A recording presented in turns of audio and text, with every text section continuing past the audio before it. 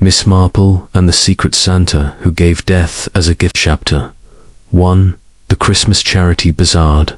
The morning of December 15th dawned grey and crisp over the village of Thornfield. The kind of December morning that promised snow but delivered only a bitter wind that rattled the windows of the village hall. Miss Jane Marple stood in the entrance, surveying the chaos of volunteers arranging tables laden with handmade crafts, preserves, and festive decorations.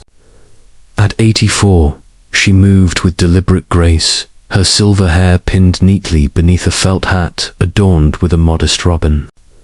Her pale blue eyes missed nothing, the way young Mrs. Hartley adjusted her pearl necklace nervously.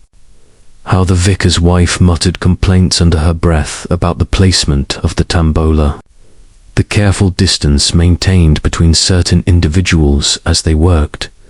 The annual Christmas Charity Bazaar was Thornfield's most cherished tradition. For 30 years, the village had gathered in the draughty hall to sell handicrafts and raise funds for the local children's hospital.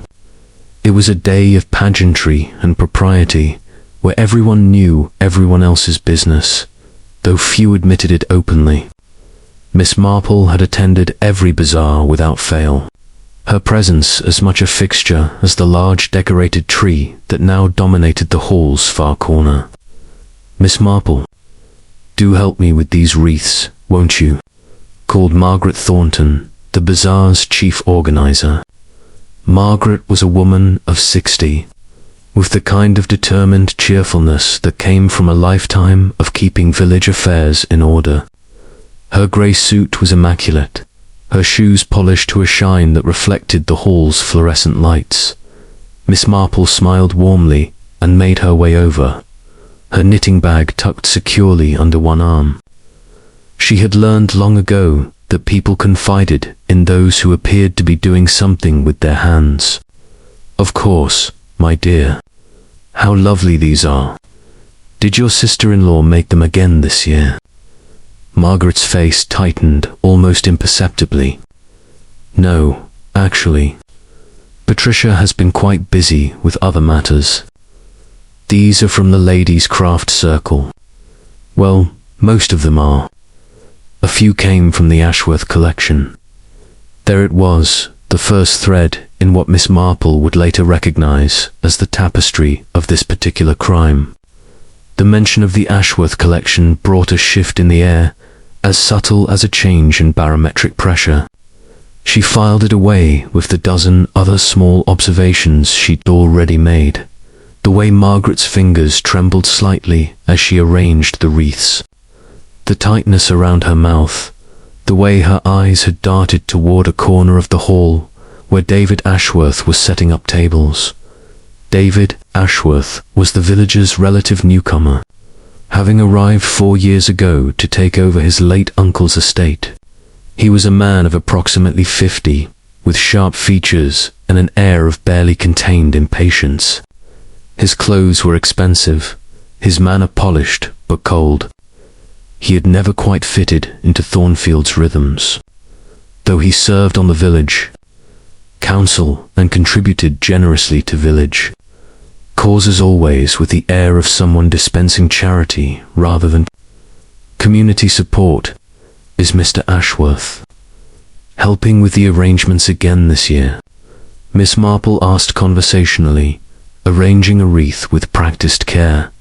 Margaret's jaw clenched. "He volunteered. Though, between you and me, Miss Marple, his presence here is rather complicated. There are some who feel his involvement in village fundraising is somewhat hypocritical, given his treatment of certain village residents." Miss Marple raised an eyebrow with genuine interest. "Do tell, what sort of treatment?" Before Margaret could answer, a commotion erupted near the refreshment table. Young Timothy Cole, the vicar's nephew and the village's part-time postman, had knocked over a large container of mince pies. His face flushed crimson as he knelt to gather the scattered pastries, apologizing profusely. Several people rushed to help, but David Ashworth stood to the side. watching with an expression of cold amusement. "Clumsy boy," someone muttered. "He's never been quite right." "That one," another voice added. Miss Marple noticed how Timothy's hands shook as he collected the pies, how his eyes darted toward David Ashworth with an expression that mingled fear and resentment. She noticed too how Margaret Thornton's expression softened with sympathy as she helped the boy to his feet. By 2 o'clock, the bazaar was in full swing. The hall had transformed into a festive marketplace, with red and gold decorations strung from the rafters and Christmas carols playing softly from a speaker in the corner. Local shoppers mingled with villagers, admiring the crafts and sampling the refreshments. The village's social hierarchy was on display. The solicitor and his wife near the finest jewelry stand, the retired headmistress examining the book table, the farmers' wives gathered near the produce section, and threading through it all, maintaining a facade of goodwill and Christmas cheer, was David Ashworth. He had moved from the table setting to the reception desk, where he stood with the bazaar's treasurer, Mr. Pemberton, a meticulous man of 70 who had been handling village finances for more than 2 decades. The two men spoke in low voices, and even from a distance, Miss Marple could see that their conversation was tense.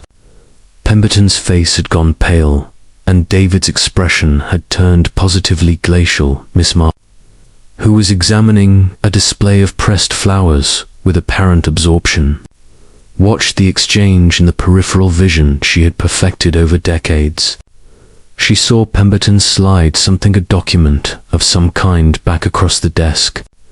She saw David lean in, his mouth moving in words she could not hear but whose intensity was unmistakable. And she saw Pemberton nod slowly, reluctantly, like a man accepting defeat at 3 o'clock. Just as the bazaar was reaching its peak and the tea service had begun in earnest, the village hall's back door opened. Inspector Graves from the county police station stepped in, his uniform drawing immediate attention. This was unusual enough in itself, police at the Christmas bazaar. What made it extraordinary was that he walked directly to Margaret Thornton and spoke to her in hushed tones that made her face go deathly white. The Christmas carols continued playing. The crowds continued shopping. But in that moment, Miss Marple felt the subtle shift that comes before a storm breaks. Something had happened. Something that would soon ripple through the tidy village of Thornfield like a stone through still water. Margaret Thornton gripped the edge of the refreshment table, and Miss Marple, watching with her knitting needles stilled in her lap, knew with the peculiar certainty that came from 84 years of observing human nature that whatever had occurred, it would reveal secrets far more dangerous than any the village had been keeping. She took up her knitting again. Chapter 2. The news spreads by 4 o'clock. The Christmas charity bazaar had effectively ceased to exist as a shopping event. The news had spread through the village hall with the velocity of wildfire, carried on whispered conversations and shocked exclamations. Patricia Ashworth, David Ashworth's wife of 23 years, had been found dead in her home. The official announcement came via Inspector Graves, who stood at the entrance of the hall and requested that everyone remain calm and allowed the police to conduct their investigation. His words were measured and professional, but they did little to quell the mounting hysteria. Patricia Ashworth, found in her study, slumped over her writing desk. The preliminary assessment suggested poisoning, though the inspector was careful not to speculate on details. Miss Marple remained seated in her chair near the refreshment table, her knitting resting in her lap. Around her, the hall had transformed into something resembling a Victorian melodrama. Women clutched their handbags. Men lowered their voices and exchanged meaningful glances. The volunteers gathered in clusters, their eyes darting toward David Ashworth, who stood near the far wall, his expression unreadable. It must have been an accident, someone ventured. Perhaps she took the wrong medication. Patricia never took medications, countered Mrs. Wilson, the chemist's wife.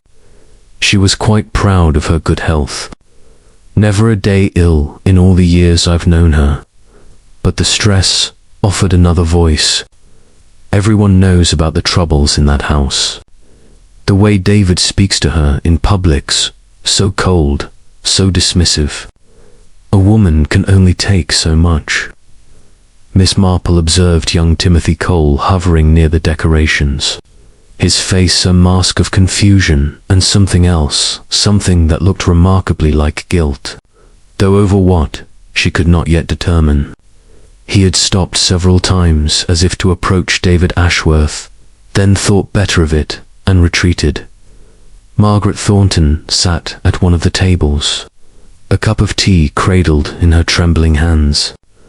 She was not crying, which struck Miss Marple as significant. Shock, perhaps, or something deeper. The woman's eyes kept returning to David Ashworth with an expression that defied easy categorization. "I simply cannot believe it," whispered Mrs. Eleanor Blackwood, settling herself in the chair beside Miss Marple with the air of one seeking confession. Eleanor was the village's most accomplished gossip, a woman of 65 who had elevated rumor-mongering to an art form. Patricia seemed perfectly well this morning. I saw her at the post office at 9:30. She was collecting a parcel. Looked absolutely radiant, actually. Wore that new emerald dress she's been saving for Christmas. Why would a woman wear her best dress if she planned to? We don't yet know what happened. Eleanor, Miss Marple said gently, her needles resuming their rhythmic click. It would be premature to draw conclusions. But don't you think it's obvious? Eleanor leaned in conspiratorially. Everyone knows David has been having an affair with that dreadful woman from the next county. The one who drives the red sports car. Patricia discovered it somehow, and in her despair, "How did you learn about this affair?" Miss Marple asked, not unkindly. Eleanor hesitated, her momentum fractionally interrupted. "Well, It's common knowledge, really. Mrs. Pemberton mentioned it to the vicar's wife, who told me. Something about seeing them together at the hotel in Ashford." Miss Marple's needles continued their steady rhythm. Common knowledge, she had learned, was often neither common nor knowledge. It was frequently the distorted echo of a single observation, amplified by each retelling until it bore little resemblance to the original event. At the far end of the hall, Inspector Graves was conducting preliminary interviews. He had sequestered himself and 2 officers in the vicar's small office adjacent to the main hall, and a queue of villagers had formed to provide their statements. First came Mr. Pemberton, whose interview lasted nearly 20 minutes. When he emerged, his face was even paler than before, and he went directly to the door without speaking to anyone. Next came Margaret Thornton. Miss Marple watched her rise from her seat, set down her untouched tea, and make her way to the inspector's office with the deliberate posture of someone walking toward an execution. The woman's hands had stopped shaking, Miss Marple noticed. They had become unnaturally still. David Ashworth had been asked to remain, available for questioning, but had retired to a chair in the corner, where he sat with a composure that struck most of the villagers as suspicious. He had not wept. He had not expressed shock or denial.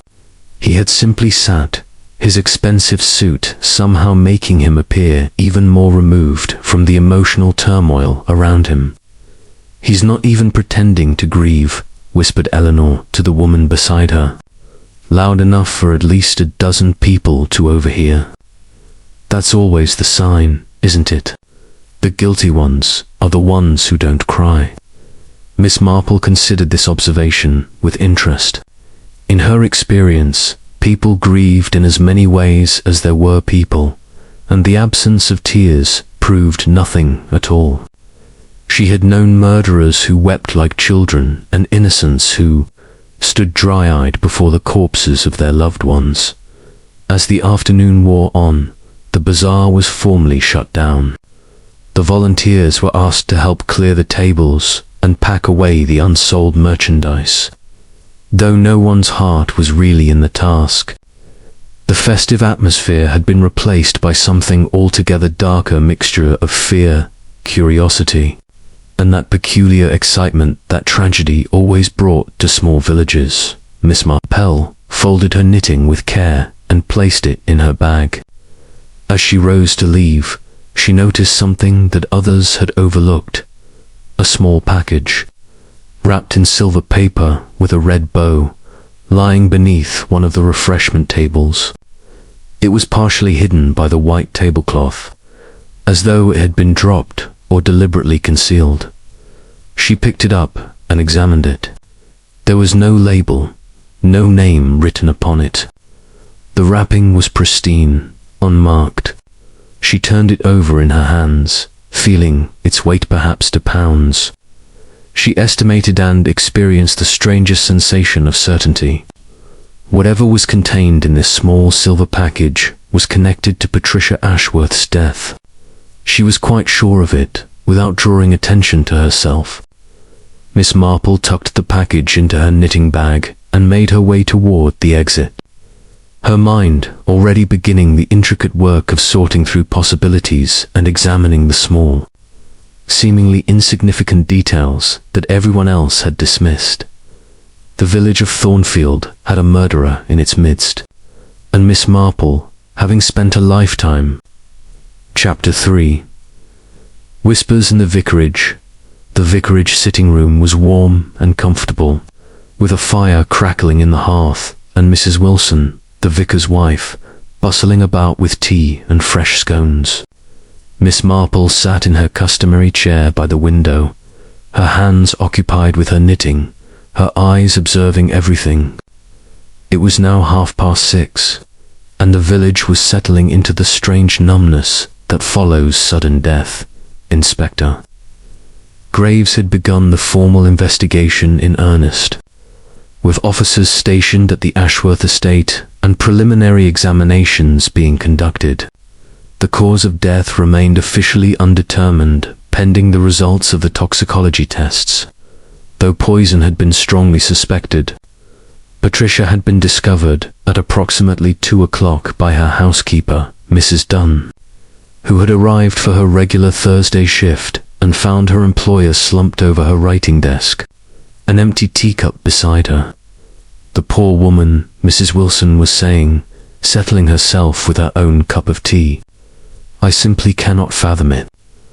Do you know, just last week Patricia was here for our ladies' committee meeting, discussing the Christmas pageant. She seemed perfectly content. Of course, one never truly knows what goes on behind closed doors, does one? Indeed, agreed Miss Marple, her needles never faltering. Marriages are peculiar things. What appears turbulent from the outside may be merely theatrical, while what seems perfectly serene often masks considerable discord. Mrs. Wilson leaned forward, seized by the prospect of analysis. You're quite right. I've always thought David rather cold toward her, you know. The way he would barely acknowledge her comments at social gatherings. Once, at the Carmichaels' dinner party, must have been 2 months ago, Patricia made a rather amusing observation about the new roadworks, and David simply stared at her as though she had spoken in ancient Greek. The silence was quite dreadful. How long had they been married? Miss Marple asked, though she already knew the answer. 23 years. They had no children, which some say was a source of tension between them. Patricia was apparently quite keen on the idea, but David was not. He was already in his 30s when they married, you see, and set in his ways. He inherited rather substantial wealth from his uncle, and I suspect he saw Patricia more as a means of maintaining his position in society than as a true companion. Miss Marple considered this. The picture emerging was not of a marriage, but of a transaction. And such transactions, in her experience, frequently ended badly when one party began to resent the terms. What of his family? She asked.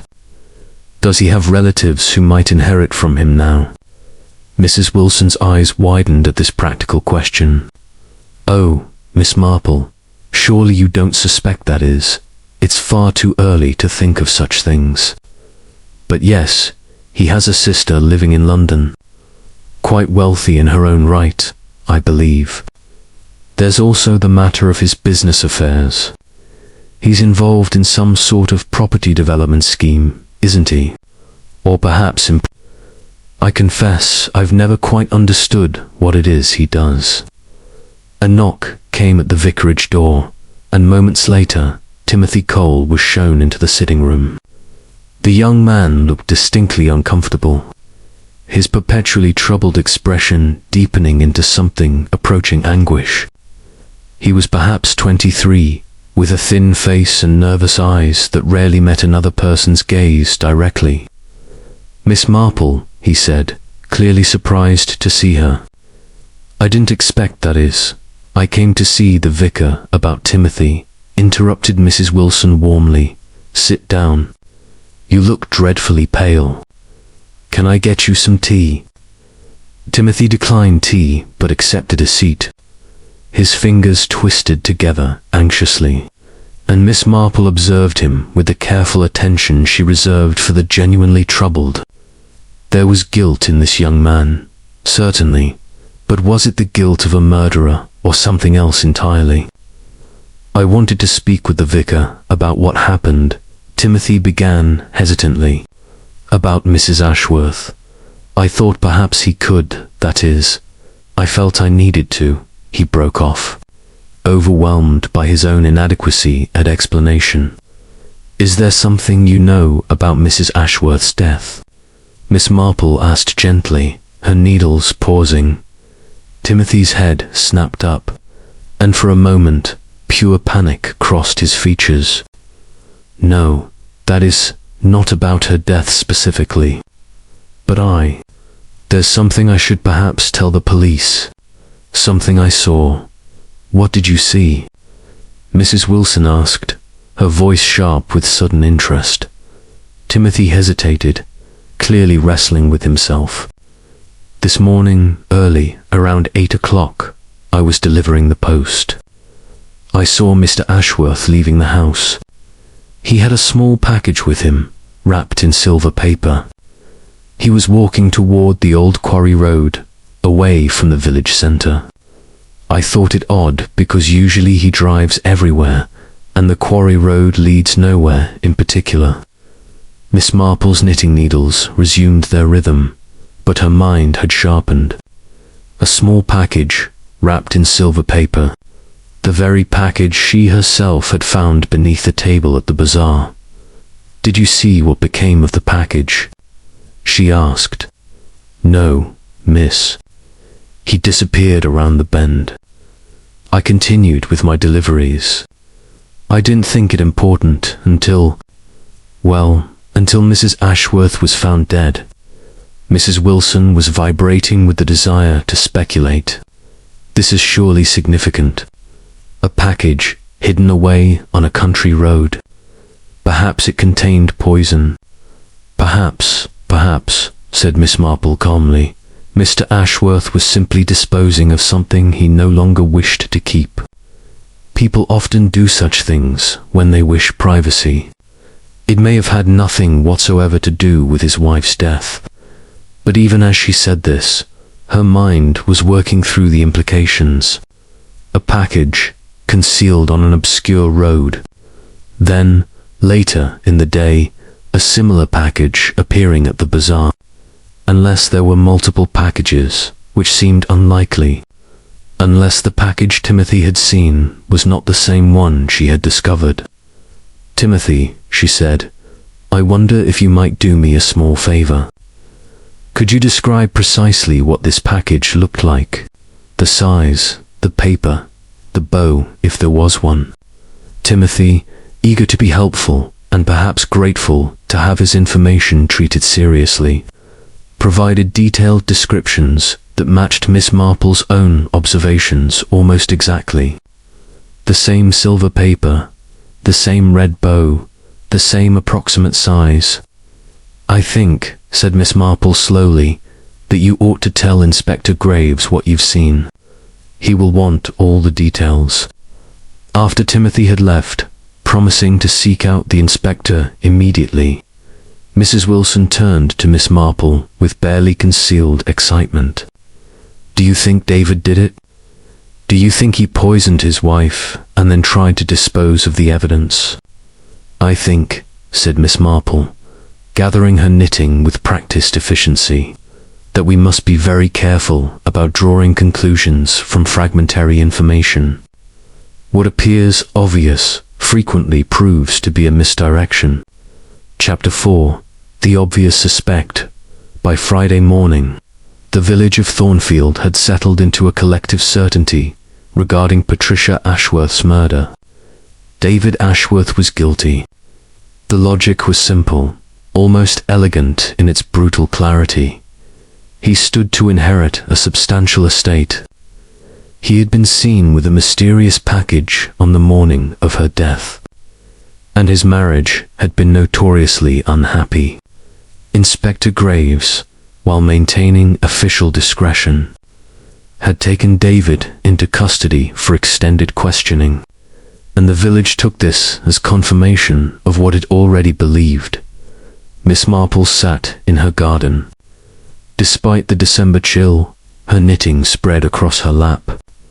The morning post had arrived, bringing with it the preliminary toxicology report, which the vicar's wife had somehow obtained and shared throughout the village with remarkable speed.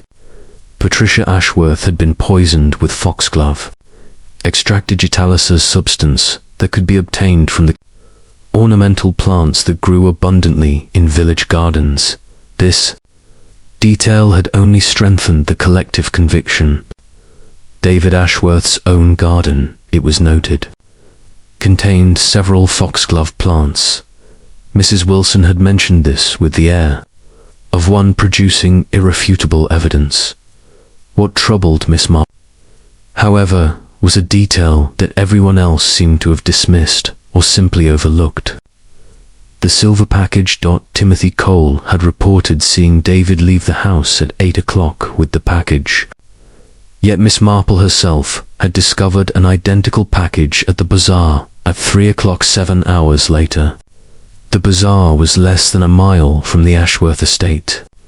If David had truly disposed of the package on the quarry road at 8 o'clock, how had an identical package appeared at the bazaar just hours before his wife's body was discovered?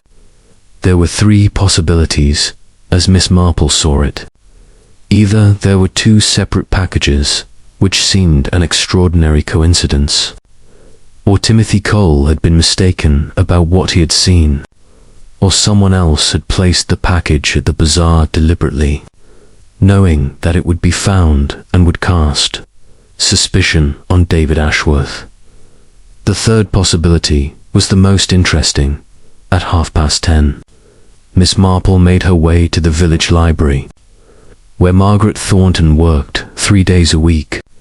The library occupied a converted cottage near the church, and Margaret was arranging books on the returns shelf when Miss Marple entered, the bell above the door chiming softly. "Margaret." "Dear," said Miss Marple, approaching with her customary gentleness. "I wondered if you might have a moment to speak with me." Margaret's face colored slightly, and she set down her stack of books with careful deliberation. "Of course, Miss Marple. Shall we sit over there?" They settled in the reading area, away from the main desk.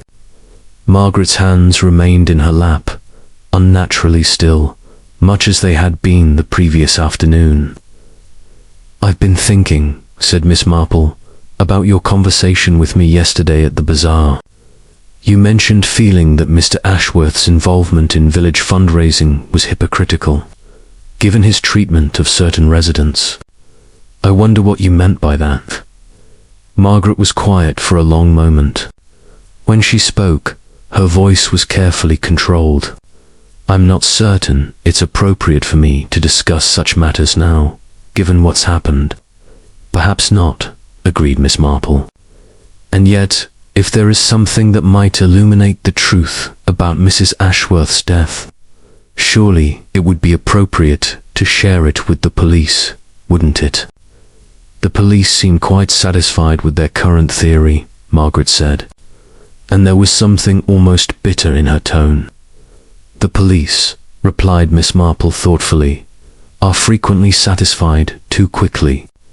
They see the obvious and assume it to be the complete picture. But the obvious is not always the true." Margaret looked at her then, really looked at her, as though seeing Miss Marple for the first time.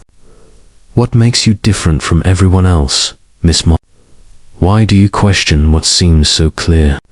"Because," said Miss Marple simply, "I have lived a very long time and observed that human beings are rarely what they appear to be, and that the most dangerous lies are those that contain a grain of truth." Margaret's composure fractured slightly. "Timothy came to see me last night. After speaking with the victim, he was terrified that his information about seeing David would be used to condemn an innocent man. He said he'd been thinking about it all day, and he wasn't entirely certain what he'd seen. He thought perhaps it might have been earlier in the morning, not 8 o'clock, or perhaps it was Wednesday, not Thursday. He was quite confused about it all." Miss Marple absorbed this information with genuine interest. "Young Timothy seems to be a person who doubts his own perceptions. That must be a great burden. He's had a difficult life," Margaret said, and now there was protective warmth in her voice. "His father was harsh with him, dismissive. Timothy has never been entirely confident in his own mind since childhood. He questions everything he remembers, worries that he's wrong about everything. And yet," said Miss Marple, "he was quite specific about certain details when I asked him. The silver paper, the red bow, the approximate time. Those are not the details of someone entirely uncertain about what he's witnessed." Margaret rose from her seat and walked to the window, looking out at the village green beyond. "David Ashworth ruined Timothy's father," she said quietly. "It happened years ago, before I knew Timothy. His father had invested in one of Ashworth's business ventures. It failed. The father lost everything: his savings, his business, his dignity. He drank himself to death within 2 years. Timothy was 14 when his father died. He's blamed Ashworth for it ever since." Miss Marple considered this revelation carefully. Revenge was a powerful motivator, far more reliable than love or greed in many cases. A young man seeking vengeance for his father's destruction might icily allow his mind to see what he wished to see, or he might deliberately fabricate evidence against a man he believed deserved punishment. "Has Timothy shared this history with the police?" Miss Marple asked. "I don't know. I haven't asked him." "Perhaps," suggested Miss Marple, "you should. If the police are to arrive at the truth, they must have all the relevant information, including information about Timothy's potential bias against Mr. Ashworth." Margaret turned back to face her, and Miss Marple saw something in the woman's expression that she recognized from decades of observation. It was the look of someone carrying knowledge that could destroy another person, struggling with the burden of that knowledge. "If I tell them that," Margaret said slowly, "they might think Timothy fabricated the entire account. But if I don't tell them, and they convict an innocent man, That will be on my conscience. Yes, Chapter 5. The Hidden Clue. By Saturday afternoon, the village's suspicion had pivoted with the fluidity of a weather vane in a shifting wind. David Ashworth was no longer the obvious culprit. Instead, attention had turned toward Mr. Pemberton, the bazaar's treasurer and the man who had been observed in tense conversation with David on the day of the murder. The gossip had originated, as these things often did, from Mrs. Eleanor Blackwood, who had somehow learned that David Ashworth and Mr. Pemberton had engaged in a serious dispute over village finances. Word spread that Pemberton, who had been treasurer for more than 20 years, had allegedly misappropriated funds. David, it was said, had discovered the discrepancy and confronted him. But why would Pemberton kill Patricia? Someone had asked. Because Eleanor had replied with the satisfaction of one possessing superior knowledge. Patricia was on the finance committee. She was about to discover the theft herself. David would have told her what he'd found. Pemberton couldn't allow that to happen. It was a neat theory, Miss Marple reflected, and it had the advantage of being partially rooted in fact. David and Pemberton had indeed argued. Patricia had indeed been on the finance committee, but the leaps of logic required to connect these facts to murder were considerable, and Miss Marple had long ago learned to be skeptical of theories that fit too neatly into place. On Saturday morning, she had received a visit from Mr. Pemberton himself, who arrived at her cottage looking distinctly haggard. His usually meticulous appearance had deteriorated, his suit was rumpled, his tie askew, and he had developed a tremor in his left hand. Miss Marple, he had said without preamble, I understand you have a reputation for perceiving truth where others see only surface. I've come to ask if you believe I'm capable of murder. Miss Marple had invited him in and settled him with tea before answering. I believe, Mr. Pemberton, that all people are capable of extraordinary actions under extraordinary circumstances. The question is not what one is capable of, but what one has actually done. And I confess, I don't yet have sufficient information to determine what that might be. I did not kill Patricia Ashworth, he had said with quiet intensity. But I did do something foolish. Something that has created the appearance of guilt where there is only shame. He had then explained that he had indeed misappropriated funds from the village treasury. Nothing enormous, approximately £2,000 over the course of several years, but a consistent, deliberate theft nonetheless. His wife had suffered a serious illness 5 years ago, requiring treatment not covered by the NHS. He had been desperate, and the opportunity had presented itself when he became treasurer. He had rationalized it as a temporary loan, intending to repay it gradually, but circumstances had prevented him from doing so. David discovered it because he wanted to make a substantial donation to the bazaar, Pemberton had explained. He asked to review the accounts before committing the money. When he saw the discrepancies, he confronted me yesterday morning. He told me he intended to inform the police and that Patricia would be told as well, as she was on the committee. I was terrified. Not of arrest, you understand, but of the humiliation, the public exposure. My wife has never known. The shame would have destroyed her. And yet you did not kill anyone. Miss Marple had asked gently. No. I considered it, I'll admit. I had a terrible moment where I imagined it might solve everything. But I couldn't do it. I'm not a murderer, Miss Marple. I'm merely a desperate man who made poor choices. Miss Marple had believed him. There was a quality to genuine confession that was unmistakable to someone who had spent 84 years listening to human beings reveal themselves. Pemberton's shame was real, his fear authentic. but his guilt for Patricia's death was entirely imaginary. After he had left, Miss Marple had sat alone in her drawing room and considered what she now knew. David Ashworth had discovered financial impropriety on Thursday morning. Patricia had been killed sometime between 8 o'clock Thursday morning and 2 o'clock Thursday afternoon. David had been seen with a mysterious package. Timothy Cole harbored resentment toward David. Margaret Thornton harbored protective feelings toward Timothy. And someone had placed an identical package at the bazaar.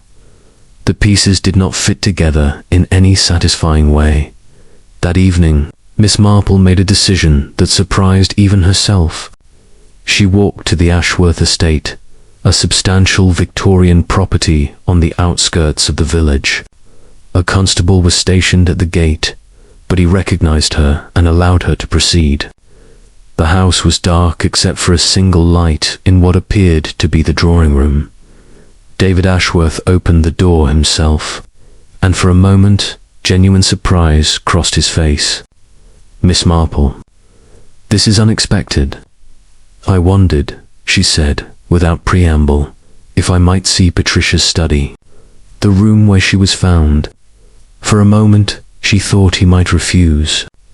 But then he stepped aside, and she entered the house, her mind cataloguing everything, the expensive furnishings, the cold elegance that suggested no one truly lived here, the absence of photographs or personal touches.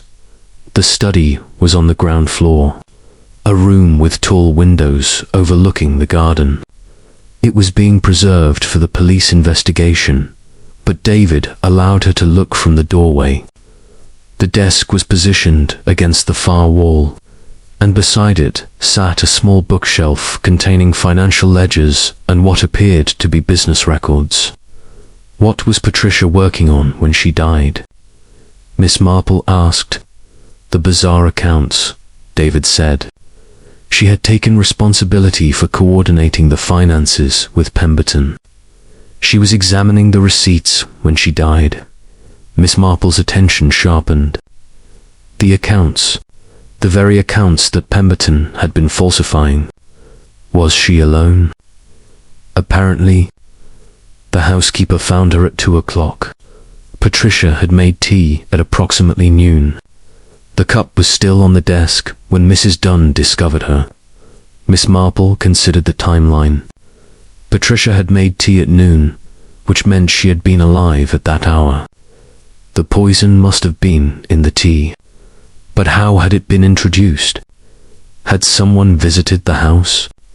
Had someone put poison in the tea before Patricia made it? Did anyone visit the house on Thursday morning? She asked. Not that I'm aware of. Mrs. Dunn comes on Thursdays, but she doesn't arrive until 2 o'clock. Patricia was alone all day. Miss Marple turned to leave, then paused. I wonder, Mr. Ashworth, if you would be willing to tell me about the package you carried on Thursday morning. The silver-wrapped package that young Timothy Cole observed you with. David's expression went very still. How do you know about that? Please, said Miss Marple. The truth would be helpful. David walked to a drawer in the hall table and removed a small silver-wrapped package, identical to the one Miss Marple had discovered. This is the package I carried. Chapter 6. Confrontations and Secret Sunday morning brought a letter to Miss Marple's cottage, delivered by the postman with unusual solemnity. It was from Margaret Thornton, and the envelope was marked private and confidential. Miss Marple opened it with care, her mind already beginning to anticipate what revelations it might contain. The letter was brief but revealing. Margaret confessed that she had not been entirely truthful about her relationship with Timothy Cole. They were, in fact, cousins. His mother was her sister. Timothy's childhood had been even darker than Margaret had implied. Their uncle, Timothy's father, had not merely been a broken man after his financial ruin by David Ashworth. He had been a violent man, prone to drunken rages that he inflicted upon his son with terrible regularity. Margaret wrote that she had taken it upon herself to provide Timothy with emotional support and what financial assistance she could manage discreetly. She feared that her protective feelings toward the boy had clouded her judgment about his reliability as a witness. She wanted Miss Marple to know that she had asked Timothy directly about the package he had seen, and he had admitted that his memory was genuinely uncertain. He might have seen David on Thursday morning, or it might have been Wednesday. The package details could have been suggestion on his part, fitting his expectations rather than his actual observations. Most importantly, Margaret wrote, Timothy had revealed something that had been troubling him greatly. He had seen Patricia Ashworth on Thursday morning, not David. He had been delivering the post at 10:30 and had encountered Patricia leaving the chemist's shop. She had been purchasing something specific, something she had asked for privately, without wanting the chemist to tell anyone else about it. Miss Marple set the letter down carefully and rose to telephone Dr. Harrison, the village's primary physician. When she had gathered the information she needed, information that Dr. Harrison was reluctant to provide until Miss Marple explained that the matter pertained to an ongoing murder investigation, she understood considerably more about Patricia Ashworth's final days. Patricia had visited the doctor's surgery 3 weeks prior, complaining of fatigue and general malaise. The doctor had prescribed tests, which revealed nothing particularly alarming. But Patricia had seemed deeply concerned about something more than her physical symptoms. She had asked careful questions about inherited conditions, about family medical histories, about how long certain diseases took to manifest. By Monday morning, Miss Marple had begun a systematic examination of the village's genealogical records, a task made possible by her friendship with the vicar, who maintained meticulous parish records dating back more than a century. What she found was a pattern that had likely been invisible to everyone else, hidden beneath decades of respectability and careful silence. That afternoon, she paid a visit to the library, where she found Margaret Thornton shelving books with methodical precision. The younger woman's face went pale when she saw Miss Marple approach. "I've been thinking about something you said," Miss Marple began without preamble. "When we spoke about David's business ventures and their failure, you mentioned his uncle's estate, which David inherited. I wondered if you might know the details of that inheritance. The timing of the uncle's death, for instance." Margaret set down her books slowly. "Why does that matter?" "Because," said Miss Marple, "I suspect David's uncle did not die of natural causes. Or rather, he died of natural causes, but those causes had been deliberately induced." Margaret's expression crumbled. She set down the book cart and sank into one of the reading chairs. "How did you know?" "I didn't," said Miss Marple gently, settling herself across from the younger woman. "But I suspected. David Ashworth inherited approximately £500,000 from his uncle, a man who had no other close relatives. His uncle died rather suddenly, didn't he? And rather conveniently for David, who was at that time facing significant financial difficulties." "There was never any proof," Margaret said quietly. "The death was attributed to a heart condition. David had been caring for his uncle in the final months. The man had become ill quite suddenly. David was the only one present when he died. But no one questioned it. Why would they? The uncle had a history of heart trouble.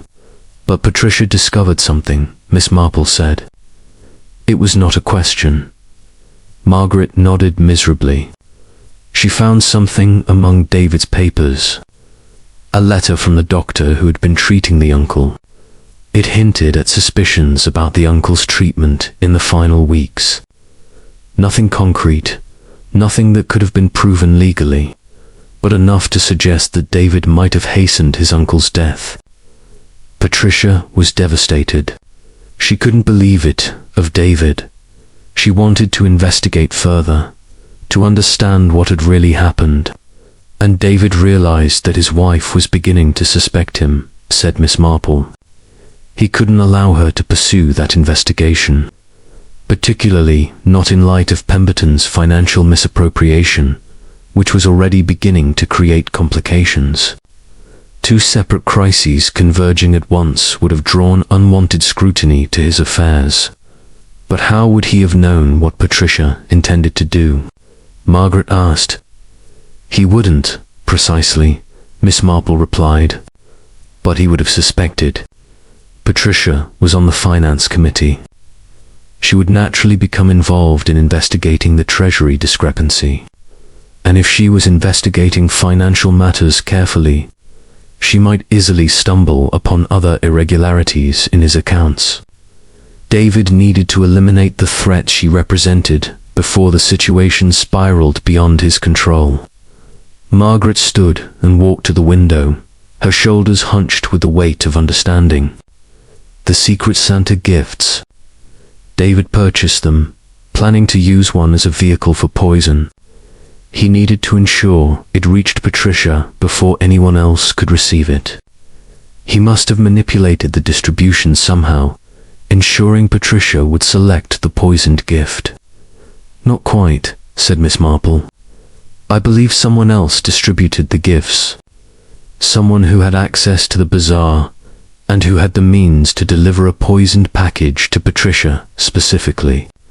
The question is who that person was, and what hold David had over them to ensure their cooperation.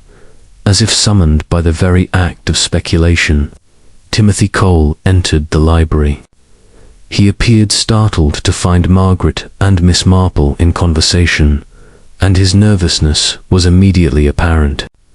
His hands trembled as he approached, and his eyes darted between the two women with undisguised anxiety. I need to tell you something, he said to Margaret. I've been thinking about it all weekend, and I can't keep quiet anymore. Come and sit, Timothy, said Miss Marple kindly. I think you have quite a lot to tell us, don't you? Timothy collapsed into a chair, and the entire story poured out of him in a torrent of confession. David Ashworth had discovered something about Timothy's past, something that Timothy had hoped would remain hidden forever. When Timothy had been 17, in his grief and rage over his father's death, he had committed a theft. He had broken into a house and stolen money with the intention of confronting David Ashworth, of throwing the theft in his face as a reflection of Ashworth's own moral failing. Chapter 7. Another twist. The arrest of David Ashworth came on Tuesday morning, swift and decisive. Inspector Graves arrived at the Ashworth estate with a warrant and evidence that seemed conclusive. Timothy Cole's testimony, combined with the forensic analysis of the poisoned teacup, appeared to provide an airtight case. David was taken into custody, and the village settled into the satisfied certainty that justice was being served. Yet, Miss Marple found herself profoundly unsettled. She had been correct about David's guilt regarding his uncle's death. That much seemed increasingly clear as the investigation uncovered financial irregularities and a trail of suspicious medical decisions in the uncle's final weeks. But the murder of Patricia felt somehow incomplete, like a puzzle where all the pieces appeared to fit, but somehow didn't quite form the complete picture. She sat in her garden on Wednesday afternoon, her knitting abandoned in her lap, and allowed her mind to wander through the facts as she understood them. David Ashworth had purchased the poisoned teacup. He had acquired the digitalis. He had manipulated Timothy Cole into delivering the package. Everything pointed to his guilt. and yet Patricia had been examining financial records when she died. She had visited the chemist's shop. She had discovered evidence of David's involvement in his uncle's death. All of these facts remained true, but they had been relegated to secondary importance in light of David's apparent orchestration of her murder.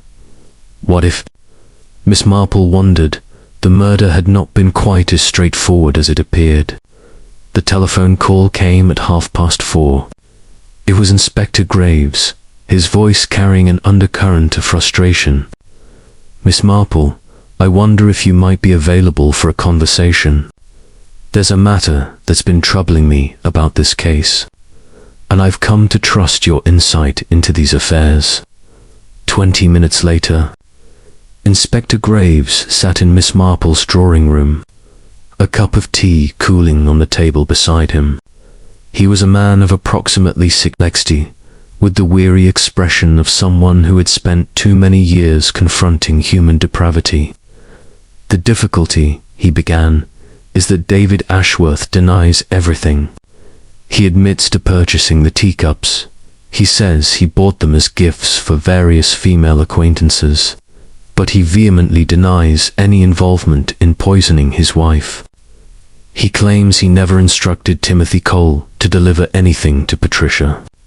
He claims he has no knowledge of how the poison came to be in the teacup, and yet the evidence seems conclusive." Miss Marple asked. "On the surface, yes. But I've been reviewing the toxicology report more carefully, and there's something that troubles me. The quantity of digitalis found in Patricia's system is extraordinarily high, far higher than would be necessary for a fatal dose. It's almost as though someone wanted to be absolutely certain she would die." Miss Marple considered this observation, as though the killer wanted there to be no possibility of survival or recovery. "Precisely. It speaks to either exceptional hatred or exceptional fear that the victim might recover and reveal the killer's identity." "And the teacup itself," said Miss Marple thoughtfully. "When was it delivered to Patricia?" "Timothy says Thursday morning, approximately 10 o'clock. Patricia's housekeeper found her at 2 o'clock. The teacup in question was still on the desk beside her, empty but for residual liquid." "How strange," mused Miss Marple, "that Patricia would receive such a lovely gift and immediately use it for tea. Most people would set aside a gift of such beauty, wouldn't they? They would admire it before putting it to practical use." Inspector Graves leaned forward. "You're suggesting the teacup wasn't new to Patricia, that she had used it before Thursday?" "I'm suggesting," said Miss Marple, "that we must consider whether the poisoned teacup was actually the one Patricia used on Thursday, or if someone might have substituted a poisoned cup for a harmless one after her death." The inspector's expression shifted from frustration to active concern. "If that were the case, we'd have the wrong killer." "Not necessarily," said Miss Marple. "We might still have a guilty party, but guilty of something other than the actual murder. Or we might have multiple parties, each believing they had committed the crime when in fact another had beaten them to it." After the inspector left, Miss Marple made a series of telephone calls. To Dr. Harrison, asking about Patricia's health in the weeks before her death. To the chemist, inquiring precisely what Patricia had purchased on Thursday morning. To Mrs. Dunn, the housekeeper, asking detailed questions about Patricia's routine and her habits regarding tea. The answers, when assembled like a mosaic, revealed a picture radically different from the one everyone had assumed.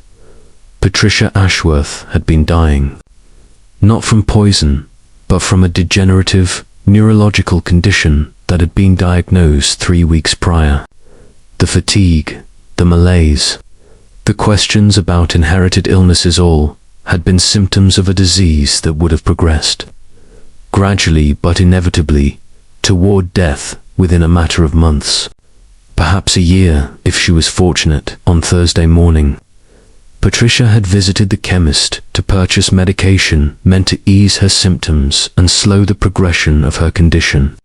She had been terrified, devastated, struggling to come to terms with the knowledge that her life was being cut short by a biological betrayal her body had engineered, and it was this revelation that had sent her to her study to examine David's papers more carefully. She had wanted to understand if there was any possibility that he had been involved in her family's medical history, if this condition had some hereditary component that David should have warned her about. She had wanted answers before telling him about her diagnosis. Instead, she had found evidence of his involvement in his uncle's death, and in her emotional state, weakened by her diagnosis, overwhelmed by the knowledge of her own mortality, she had decided that if she was going to die anyway, she should ensure that David was held accountable for his crime. She made tea at noon, Miss Marple recounted to herself as she reviewed the timeline. She was examining the documents, preparing herself to confront David about what she had discovered. But her condition was already affecting her. The medication she had taken that morning was meant to help, but it also made her drowsy. She fell asleep at her desk, which meant that when someone came to deliver the poisoned teacup, Patricia was already unconscious or semi-conscious, which meant that whoever had poisoned the cup had taken a terrible risk. They had relied on Patricia waking and drinking the tea. They had assumed she would unknowingly consume the poison. But what if someone else had been there?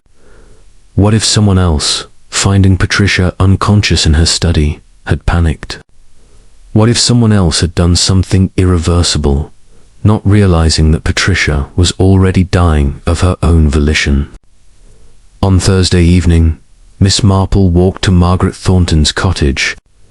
The woman answered the door, looking haggard, dark circles beneath her eyes suggesting she hadn't slept since Timothy's confession. "I've been thinking about something," said Miss Marple without preamble.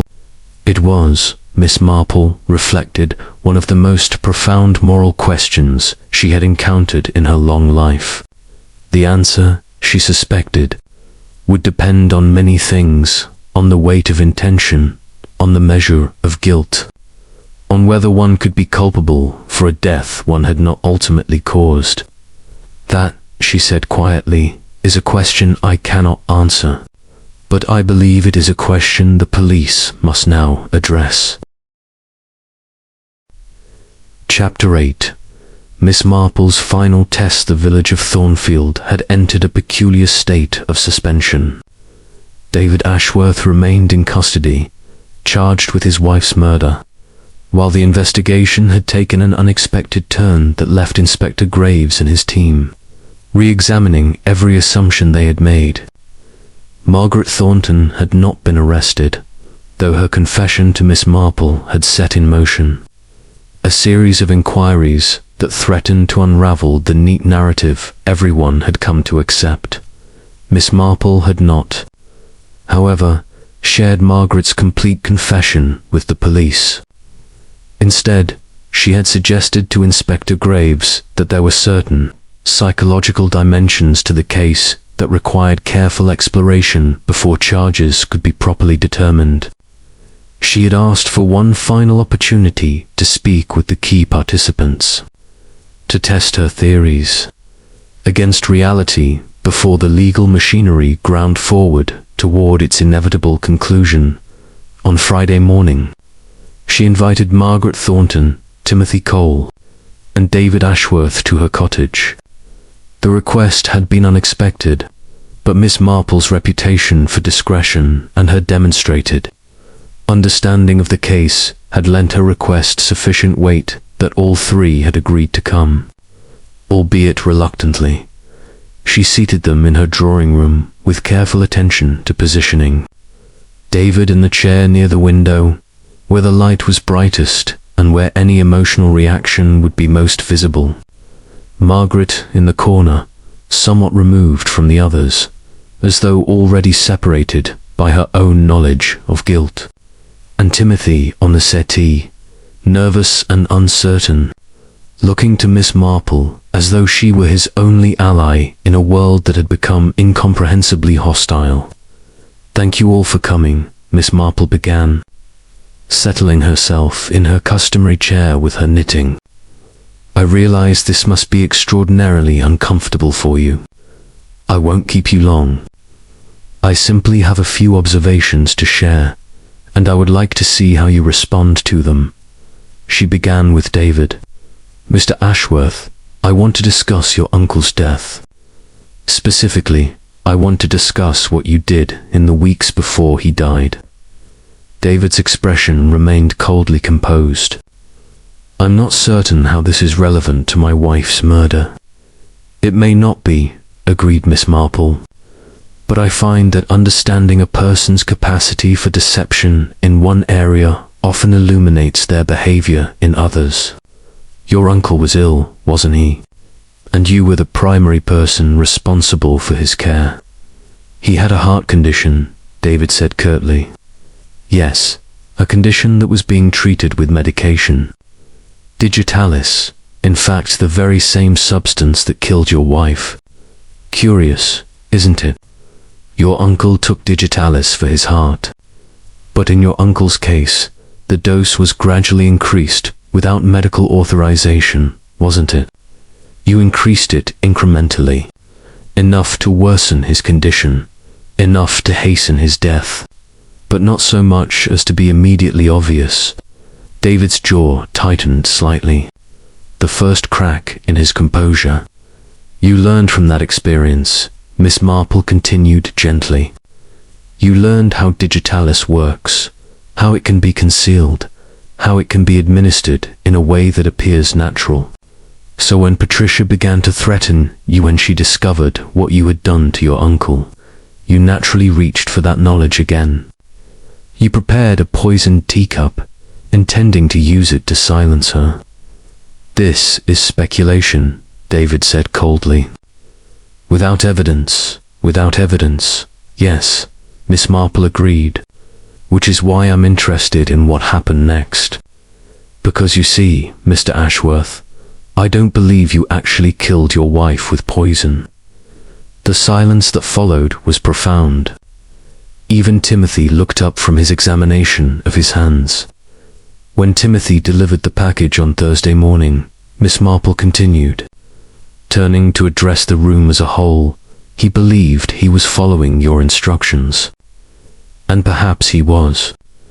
But did you actually intend for Patricia to use that teacup?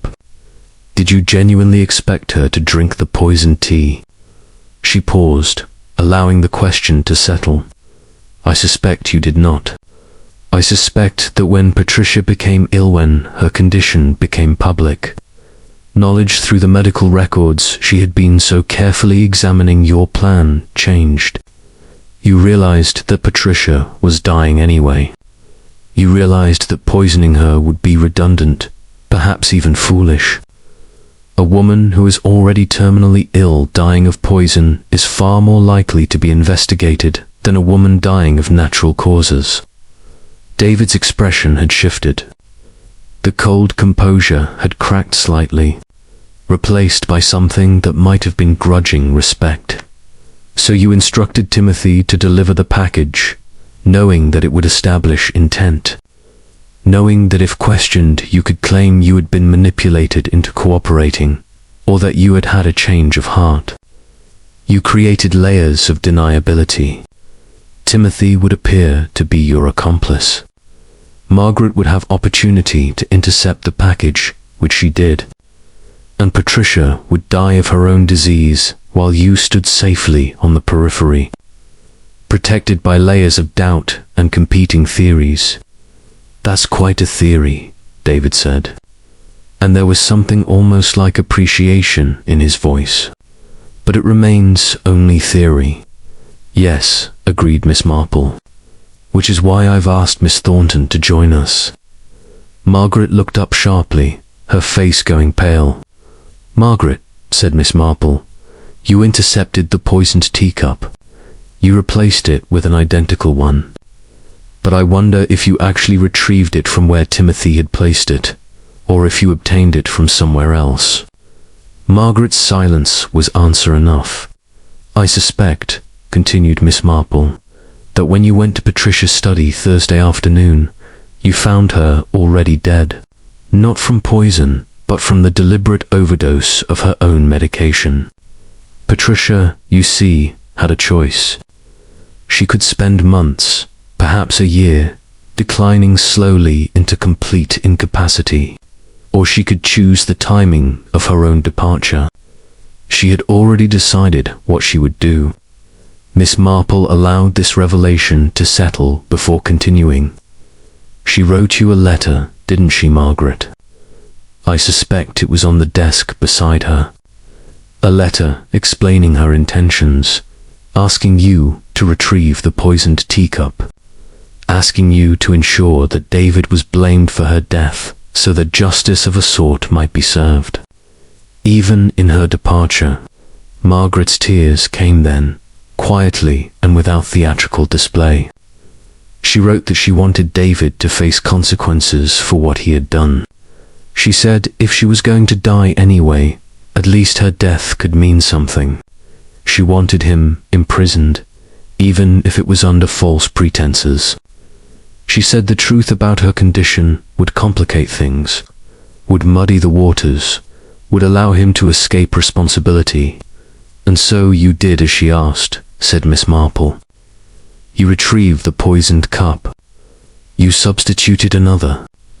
You ensured that the evidence would point toward David's guilt. But you didn't poison her, Margaret. You participated in her plan, but you didn't cause her death." Timothy was weeping openly now, overwhelmed by the complexity of the moral landscape that had been revealed. "As for you, Mr. Ashworth," Miss Marple said, turning her attention back to David, "I believe you are guilty of many things. Guilty of hastening your uncle's death for financial gain. Guilty of manipulating a vulnerable young man through blackmail. Guilty of preparing a poisoned gift with the intention of murdering your wife. But whether you are guilty of actually causing her death is a question with a far more complicated answer. So what happens now?" David asked, and there was genuine curiosity in his voice, as though he were observing the situation from a great distance.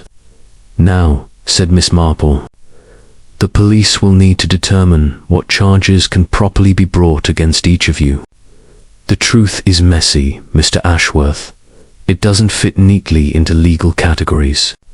But truth, I have found, has a way of emerging regardless of how we try to contain it." As the three visitors departed her cottage, each carrying the weight of what they had learned about themselves and each other, Miss Marple returned to her knitting. The pattern was complex, but she had worked through enough of it now that the final design was becoming clear. Patricia Ashworth had taken her own life rather than face slow deterioration. She had used her death as an instrument of vengeance against her husband, and in doing so, she had set in motion a series of events that had revealed the true nature of everyone involved. The question of guilt and innocence, Miss Marple had learned over 84 years, was far more complicated than the law allowed for. But justice, in its truest form, often transcended legal categories altogether.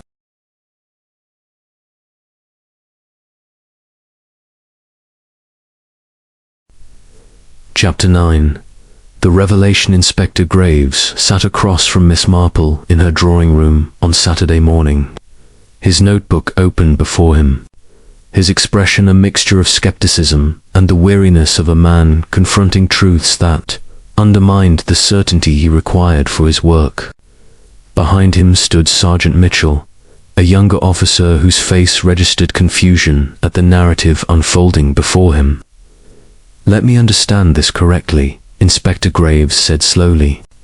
"You're telling me that Patricia Ashworth took her own life through deliberate medication overdose, that her death had nothing whatsoever to to do with the poisoned teacup, and that David Ashworth, while guilty of preparing that poisoned cup, did not actually administer it to his wife, because she was already dead by the time he could have done so. Precisely, said Miss Marple, her knitting needles clicking softly. Though I should clarify that the poisoned teacup was never meant to reach Patricia at all. It was intercepted by Margaret Thornton before it could be used. This is a nightmare, muttered Sergeant Mitchell. How are we supposed to prosecute anyone if the victim poisoned herself? You prosecute them for the crimes they actually committed, Miss Marple said gently. Not for the crimes they attempted but failed to complete. Inspector Graves rubbed his temples. Walk me through the timeline again. From the beginning, Miss Marple set down her knitting with deliberate care. 3 weeks ago, Patricia Ashworth received a diagnosis of primary progressive multiple sclerosis. It's a degenerative neurological condition with no cure. The prognosis indicated gradual deterioration over a period of months to years, with increasing loss of motor function and cognitive capacity. For a woman of Patricia's intelligence and refinement, the prospect was unbearable. How do you know this? Asked Inspector Graves. Dr. Harrison confirmed the diagnosis when I inquired. Patricia had been experiencing symptoms for some time before seeking medical attention: fatigue, balance difficulties, minor tremors. She had initially attributed them to stress and age, but when they persisted, she sought professional evaluation. Miss Marple rose and walked to her writing desk, retrieving several documents. I took the liberty of obtaining copies of Patricia's medical records. You'll notice the date of her final examination, December 12th, 3 days before her death. She had scheduled a consultation to discuss treatment options, but she never attended that appointment. Inspector Graves examined the documents with growing understanding. She had already decided to end her life.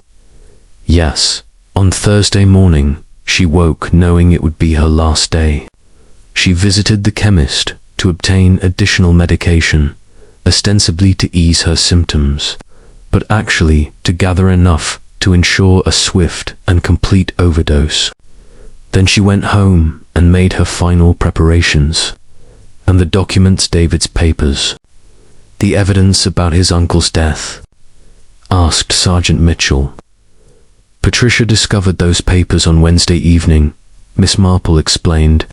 She had decided to end her life, yes, but she wanted her death to mean something. She wanted David to face consequences for his crimes, so she crafted her departure to implicate him. She left a detailed letter, which I believe you'll find in her writing, desk explaining what she had done and asking Margaret Thornton to help.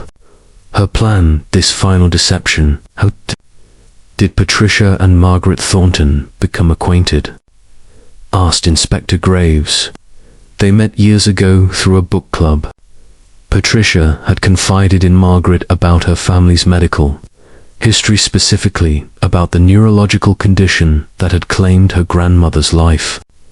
When Patricia received her diagnosis, she naturally reached out to Margaret, the one person in the village who knew the full weight of what that diagnosis meant.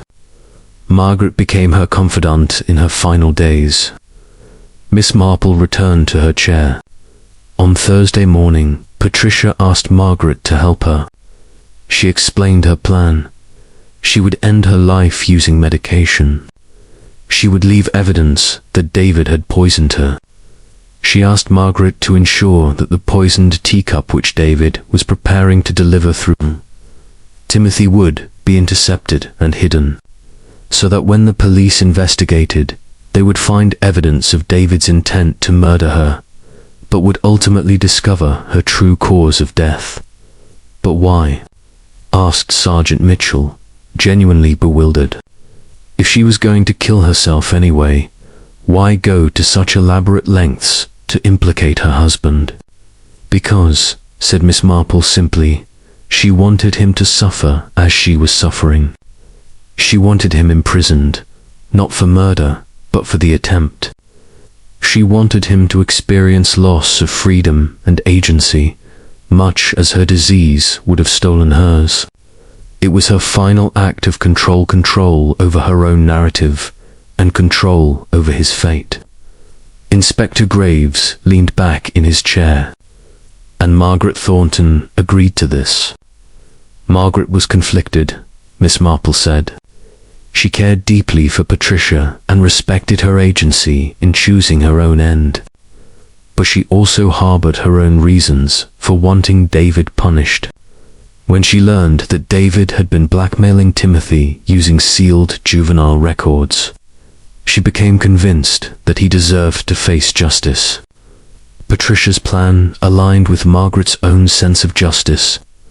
So on Thursday afternoon, Margaret went to Patricia's study, continued Miss Marple. She found Patricia already dead, the medication bottle empty beside her.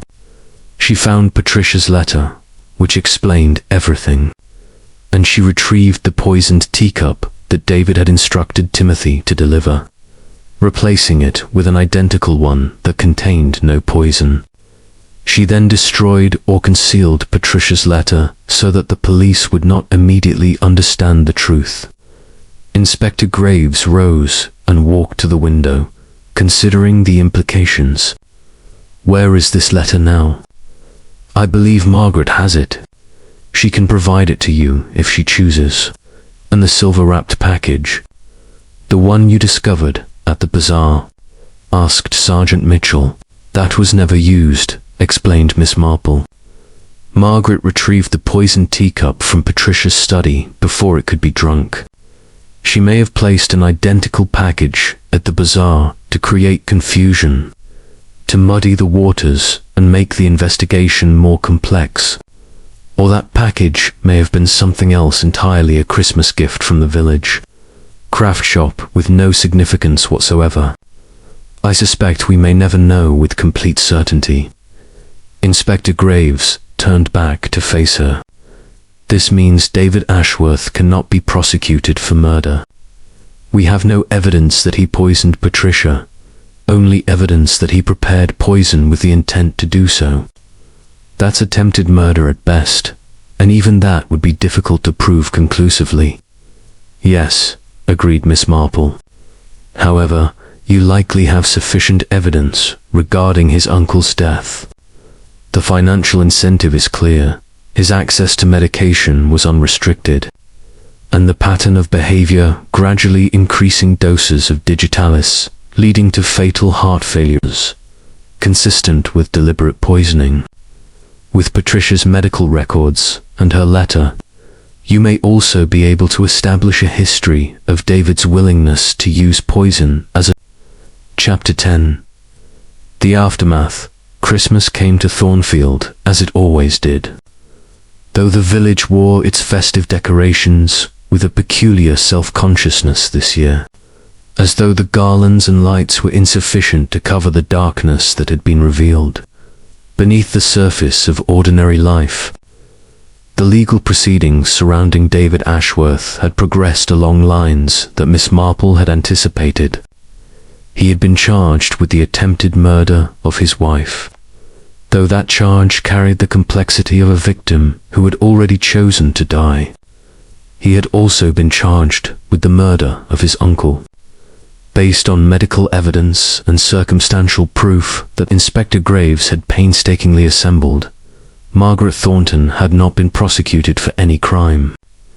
The Crown Prosecution Service had determined that while she had obstructed the initial investigation and withheld evidence, her actions had been taken in service of a dying woman's final wishes, and the law, in its complicated wisdom, had decided that such actions did not rise to the level of criminal culpability. She had resigned from her position at the library and had taken a leave of absence from the village, though Miss Marple suspected she would not return. Some departures, once made, were difficult to reverse.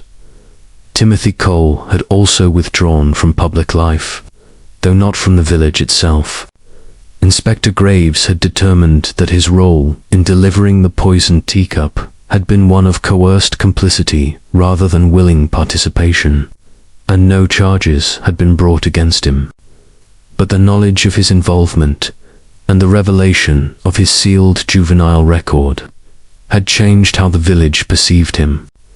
He continued his work as a postman, but with a new wariness, as though he had learned that the ordinary world contained extraordinary dangers. On Christmas Eve, Miss Marple attended the village Christmas service, as she had done for more than 50 years. The church was full, as it always was on that night, with families and individuals seeking comfort and tradition as the year drew to a close.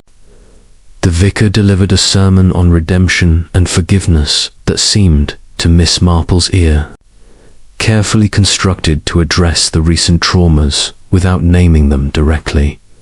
After the service, as people mingled in the churchyard, Mrs. Eleanor Blackwood approached Miss Marple with undisguised curiosity.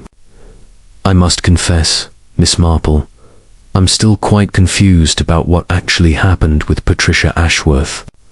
The police have been remarkably tight-lipped about the details, and the newspapers have offered only vague references to circumstances surrounding her death. Surely you, having been involved in the investigation, could clarify matters." Miss Marple smiled gently. "My dear Eleanor, I think it's best that we allow the past to rest as it has been laid to rest. The truth, in this case, is far more complicated than any narrative that could be conveniently summarized. Patricia's death was ultimately her own choice, made in circumstances of considerable distress. David Ashworth will face justice for his crimes. However, those crimes are ultimately categorized, and Margaret Thornton has paid a price for her involvement, though not in any court of law. "But surely the public has a right to know," began Eleanor. "The public has a right to justice," interrupted Miss Marple gently but firmly, "not to the intimate details of private suffering. There is a difference between truth and disclosure, and wisdom often lies in understanding which circumstances warrant which." Eleanor departed, unsatisfied. But Miss Marple was used to disappointing those who sought sensational narratives rather than genuine understanding. On Christmas Day itself, Miss Marple sat in her cottage with a fire crackling in the hearth and a simple Christmas dinner warming in the kitchen. She had declined several invitations to celebrate with other villagers, preferring the solitude that allowed her to process what she had learned about human nature over the course of the past 2 weeks. The case of Patricia Ashworth's death had revealed truths that extended far beyond the question of who had poisoned whom. It had revealed the complexity of marriage, how two people could exist in the same household, yet inhabit entirely different worlds. It had shown the terrible weight of medical diagnosis and the sometimes rational choice to end one's life rather than face prolonged suffering. It had demonstrated how love, even distorted love, could drive people to extraordinary actions in service of justice as they understood it. And it had shown, once again, that evil frequently wore the face of ordinary ambition. David Ashworth had not been a theatrical villain. He had been a man who wanted security and position and had been willing to poison his uncle and frame his wife to maintain them. His evil had been quiet, methodical, patient, the kind of evil that frequently went undetected because it did not announce itself with dramatic gestures. Miss Marple had received a letter on Christmas morning, postmarked from London. It was from Margaret Thornton, written in careful script. "Dear Miss Marple, I write to thank you for your discretion and your understanding of what occurred in the final days of Patricia's life. You allowed the truth to emerge without destroying those of us who had been caught in its current. I have taken a position in a London hospital, working in pharmaceutical research. It felt important to channel my knowledge of medicine toward healing rather than harm. Patricia's final act was one of autonomy in the face of a future she found unbearable. I have come to believe that I was privileged to help her maintain that autonomy to the very end. Whether that was morally correct, I will likely spend the rest of my life considering. Thank you for reminding me that human beings are rarely entirely innocent or entirely guilty. We are all combinations of contradictions, struggling to navigate impossible situations with whatever wisdom we can muster. With deep gratitude, Margaret, Miss Marple, placed the letter in her correspondence file and returned to her knitting. The pattern was finished now, the design complete. It was a winter, seen snow-covered trees, a distant cottage with smoke rising from its chimney, birds sheltering in evergreen branches. It had taken her considerable time to complete, but the finished product conveyed a sense of peace and continuity, of life persisting through seasons of hardship. As the afternoon light faded and the village outside her windows grew quiet, Miss Marple reflected on the lessons she had learned. The most important, perhaps, was that the greatest mysteries were not about discovering who had committed a crime, but about understanding why. And the why was almost always rooted in human suffering, in fear, desperation, love, and the terrible choices that arose when people faced circumstances beyond their ability to endure. David Ashworth would spend years in prison for his crimes against his uncle, and possibly for his attempted murder of Patricia, though that conviction might ultimately be overturned on appeal. Timothy Cole would carry the knowledge of his coerced involvement for the rest of his life, a burden that would shape his character in ways yet to be determined. And Margaret Thornton would live with the memory of Patricia's final choice, forever questioning whether she had been an accomplice to justice or merely a witness to tragedy. The village of Thornfield, meanwhile, would gradually forget. The scandal would fade into village history, becoming merely one more story told at tea gatherings, gradually distorted through retelling until the truth bore little resemblance to the original events. New dramas would emerge to capture the villagers' collective attention. Life would resume its comfortable rhythms, but Miss Marple knew, with the certainty that came from 84 years of observation, that something fundamental had shifted in the village's understanding of itself. The veil of respectability had been pierced. The secret had been revealed.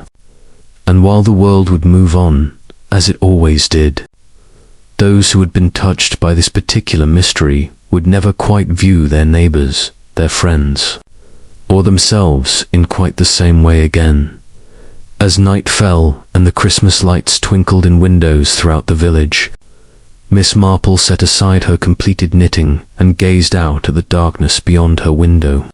Somewhere out there, in the ordinary streets and ordinary homes of Thornfield, people were living lives filled with secret struggles and hidden desires. Some of those secrets would remain undiscovered. Some would explode